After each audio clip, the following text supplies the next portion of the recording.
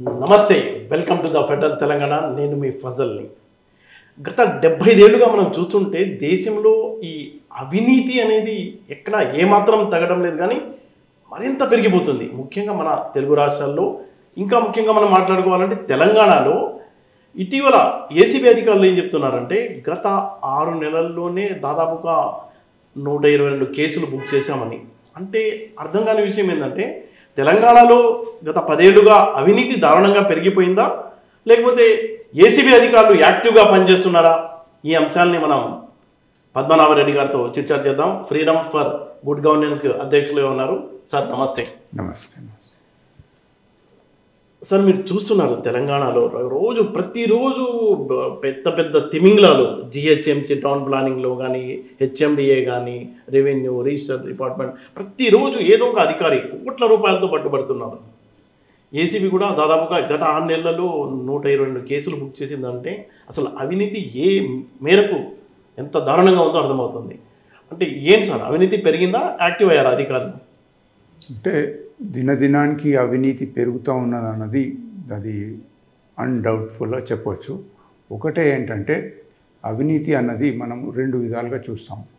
ఒకటి major corruption అంటారు, పెద్ద ఎత్తున జరిగేది, ఎట్లా స్కామ్స్ ఉంటాయి.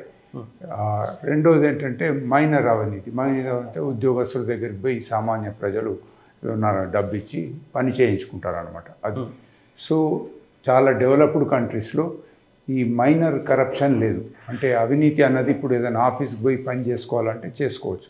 మేజర్ కరప్షన్ అది అమెరికాలో కావచ్చు, యూకేలో కావచ్చు, మేజర్ కరప్షన్ పెద్ద పెద్ద స్కామ్స్ జరుగుతూ ఉంటాయి. మన దగ్గర కూడా 2004 కంటే మొదలు 2014 కంటే మొదలు చాలా బొగ్గు కుంభకోణం అని, తర్వాత ఇంకా రకరకాలుగా అంటే మన తెలంగాణలో చూసుకుంటే sir, I'm coming to that. So ఈ యొక్క స్కామ్స్ను మనం పక్కన పెడితే ఈ యొక్క అవినీతి, ఉద్యోగస్తుల అవినీతి, రాజకీయ నాయకుల అవినీతి ఏంటి అన్నది తెలంగాణ ఫామ్ అయిన తర్వాత అవినీతి బాగా పెరిగింది. అంతకు మొదలు కూడా అవినీతి ఉంది, కానీ అవినీతి బాగా పెరిగింది. ఇక్కడ ఏంటంటే పొలిటికల్ కరప్షన్ పెరగడంతో కింద అడ్మినిస్ట్రేటివ్ కరప్షన్ కూడా పెరిగింది. తెలుగులో ఒక సామెత ఉంది, ఆవు చేన్లు అమ్మేస్తే దూడ గట్టు మీద ఉండదు, దూడ కూడా వచ్చి చేన్లను అమ్మేస్తుంది. అట్లాగే ఎప్పుడైతే రాజకీయ నాయకులు అవినీతికి పాల్పడ్డారో ఉద్యోగస్తులు కూడా తమ కొద్దిగా గొప్ప తమ పని తాము చేసుకుంటూ పోతూ ఉన్నారు. ఈ మధ్యలో కాళేశ్వరంది మనం చూసినాం. 2 ఇంజనీర్సు పట్టుబడ్డప్పుడు ఒక్కొక్కళ్ళ ఇంట్లో 200 నుంచి 300 కోట్ల పైబడి ఆస్తులు దొరికినాయి ఒక ఇంజనీర్. అంటే ఈ ఉద్యోగస్తులే ఇంత పెద్ద అవినీతికి పాల్పడితే రాజకీయ నాయకులు ఎంత చేసి ఉండొచ్చు అన్నది. సో ఈ అవినీతి అన్నది అంత పారకపోయింది, సర్వంతరాంతిగా జరిగిపోతూ ఉన్నది.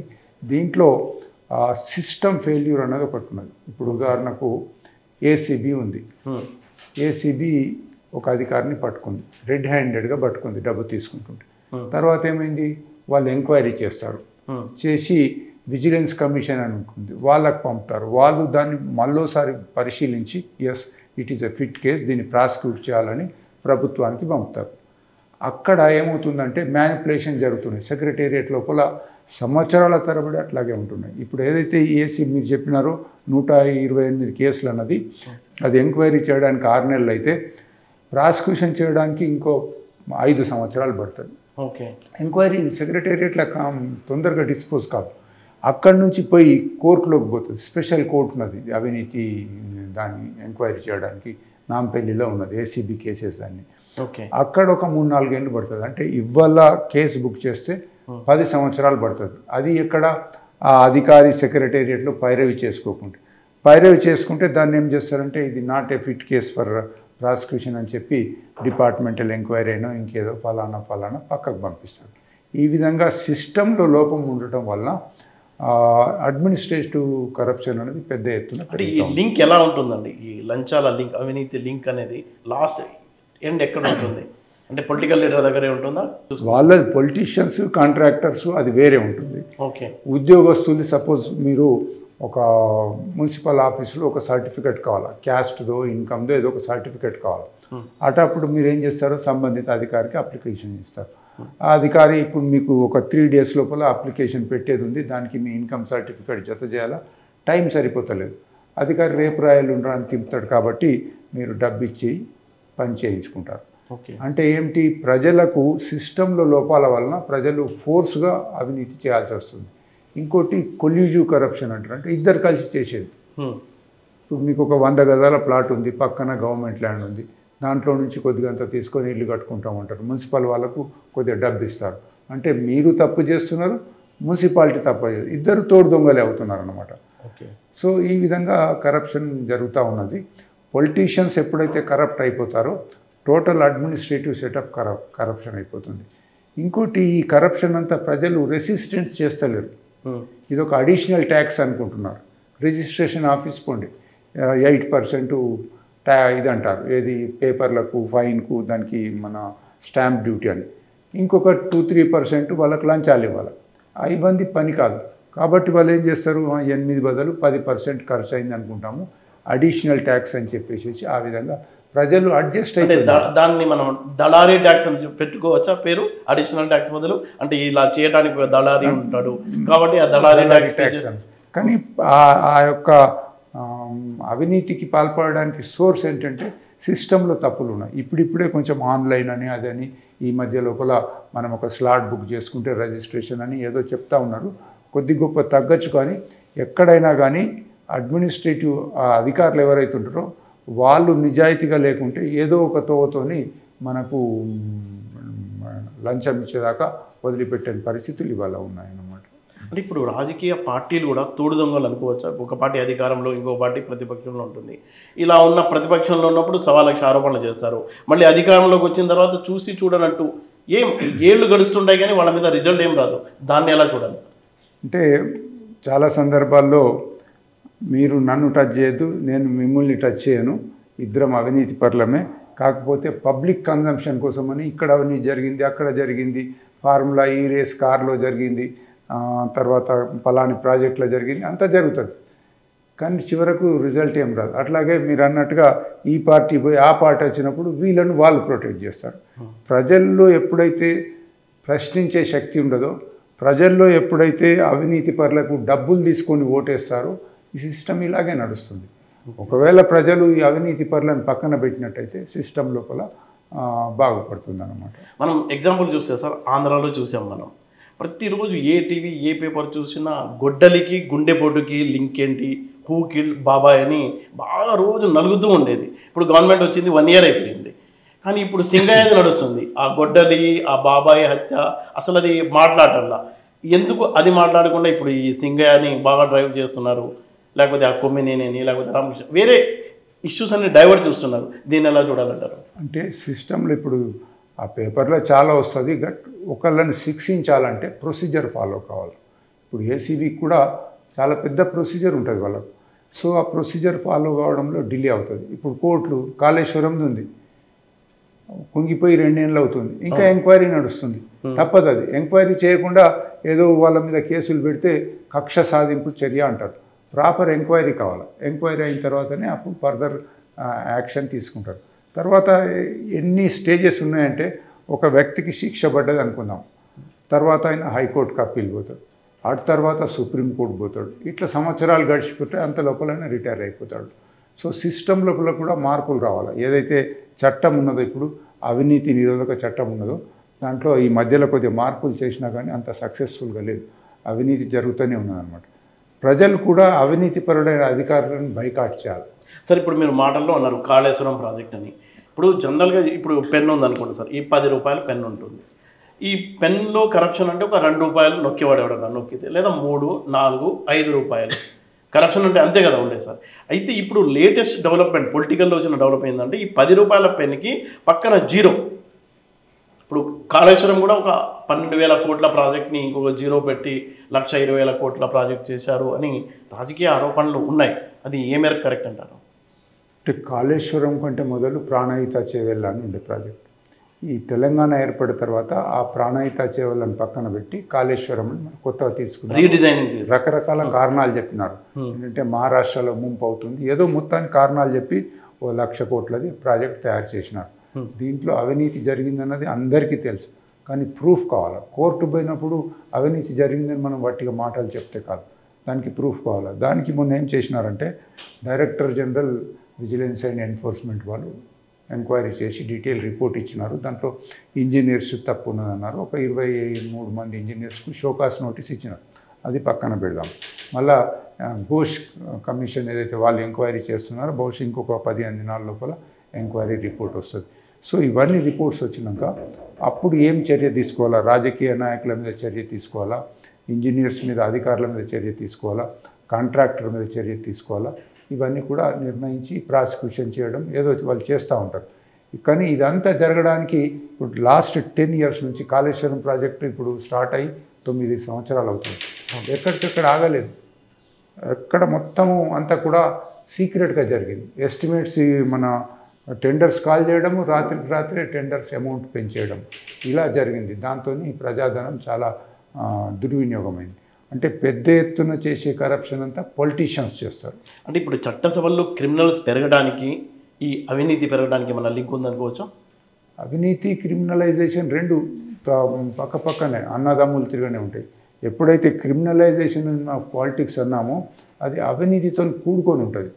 ఇప్పుడు రాజకీయ నాయకులు ఎంటర్ కాక మొదలు మామూలు వ్యక్తులు ఉంటే ఒక 5 ఏళ్ళు ఒక ఎమ్మెల్యేగా చేరితే మన తెలంగాణ లోపల 100 కోట్లకు పడగలెత్తాడు. అది తక్కువ చెప్తున్నాను నేను. అంటే ఏంటి అంటే రాజకీయ నాయకులకు ఆ స్కోప్ ఉంటుంది అక్కడ.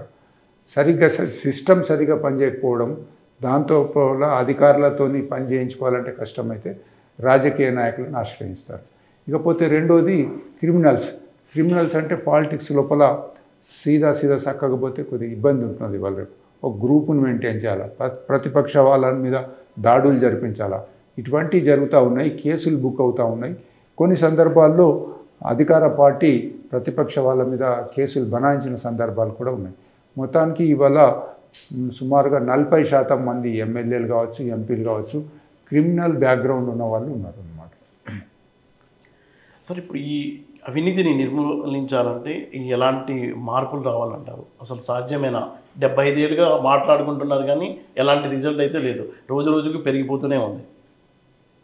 ఇప్పుడు కౌటిల్యుడి అర్థశాస్త్రంలో ఆయన ఏమంటాడంటే చేప నీళ్ళల్లో ఉంటుంది, నీళ్ళు తాగుతుంది, ఎట్లా తాగుతుంది, ఎప్పుడు తాగుతుంది ఎవరికి తెలియదు. ఈ అవినీతి కూడా అలాగే ఉంది. అంటే అవినీతి అన్నది మొదటి నుంచి ఉంది. కాకపోతే టాలరేబుల్ లిమిట్స్లో ఏదో చిన్నగా అవినీతి జరిగితే ప్రజలు చూసి చూడనట్టుకుంటారు.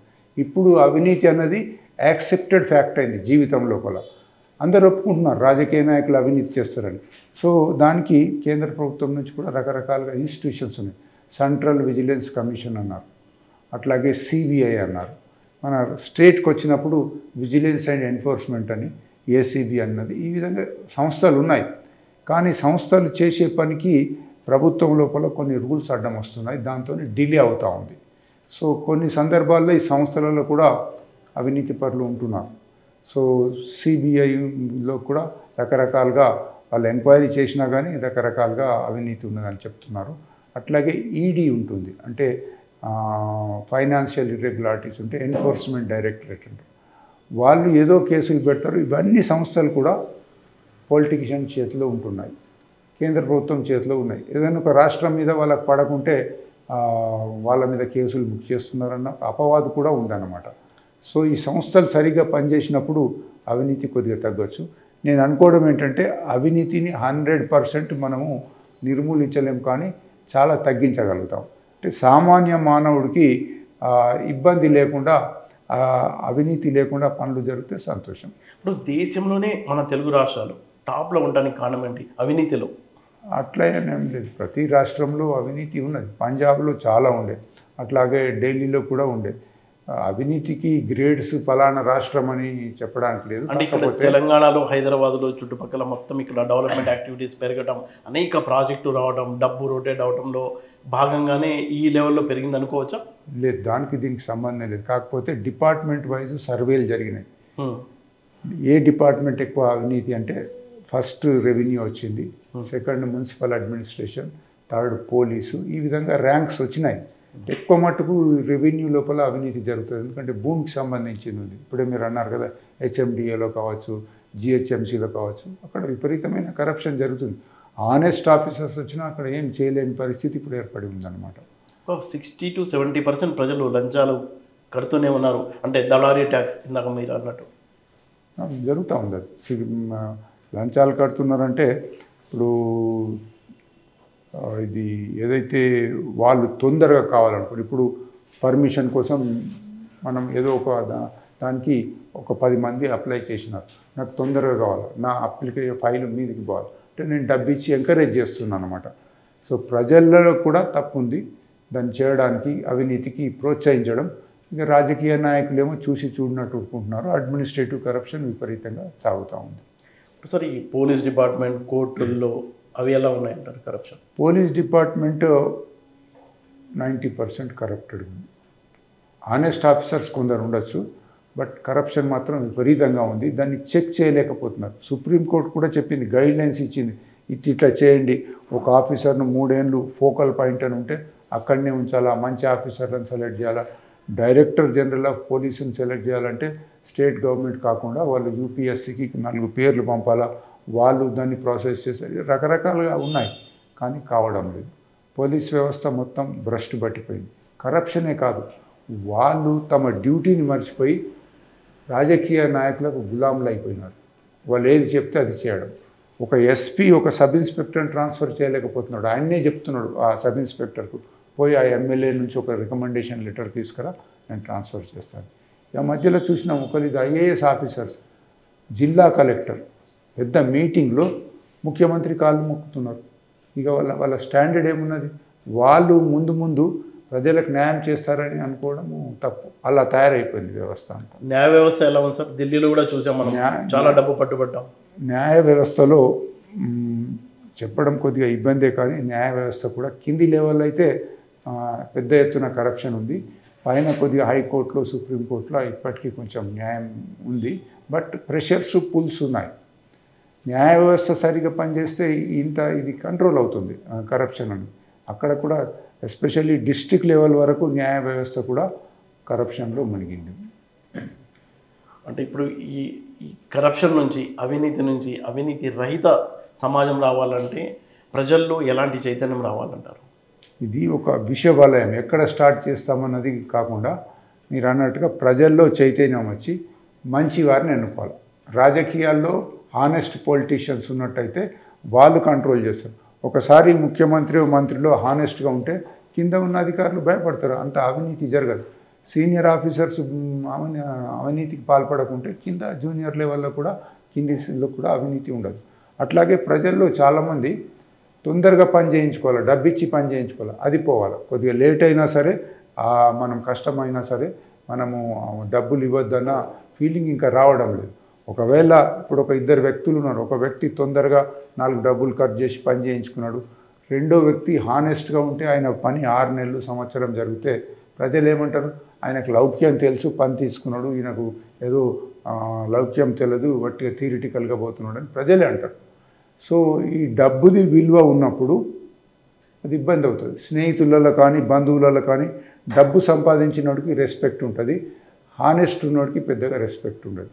ఆ మెంటాలిటీ ప్రజల నుంచి పోవాలి. అది పోయినప్పుడు బాగుంటుంది అన్నమాట, సొసైటీ బాగుపడుతుంది.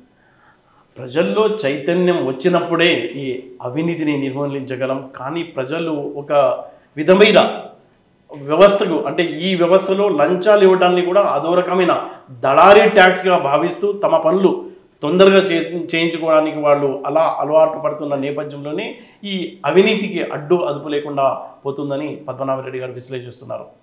నమస్తే. నమస్తే.